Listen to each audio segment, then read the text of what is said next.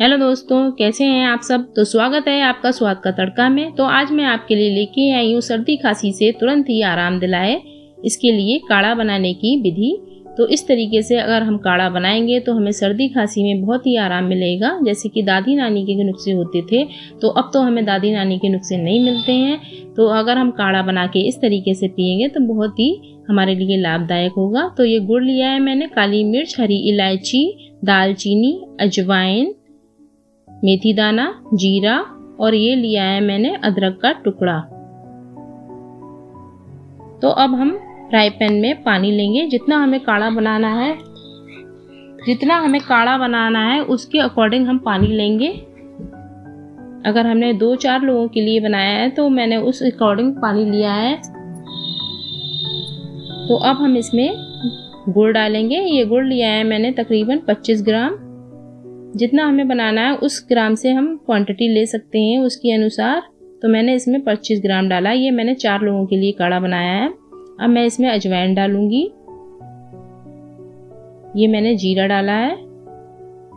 अब हम लेंगे इसमें अजवाइन, जीरा और मेथी दाना, ये दालचीनी का टुकड़ा, और अब हम इसमें हरी इलायची, इसे कूट लेंगे।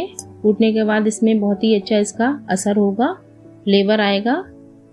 अगर हम समूची इसे डाल देते हैं तो ये ज़्यादा असरदार नहीं रहती है। तो मैं इसे कुटनी में कूट लूँगी। और मैंने ज़्यादा इलायची नहीं ली है, मैंने 4 से 5 इलायची ली है हरी। तो इलायची भी हमें एक अच्छा टेस्ट देगी, अच्छा फ्लेवर देगी काढ़ा पीने में। तो इससे काढ़ा और अच्छा थोड़ा सा टेस्टी हो जाएगा। और अब हम इसे इसमें काढ़े में डाल देंगे।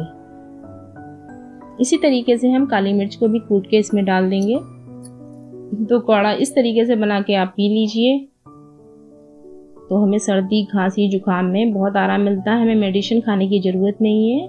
काढ़ा ज़रूर बना के पीना चाहिए, ज़्यादा दवाइयों पे नहीं रहना चाहिए। घर के ही नुस्खे देसी जहाँ तक हो तो हम यूज़ करें अपनी सर्दी, खांसी, जुकाम के लिए, तो बहुत अच्छा है। तो मैंने ये काली मिर्च कूट ली है। अब इसे भी मैं इसमें डाल दूंगी।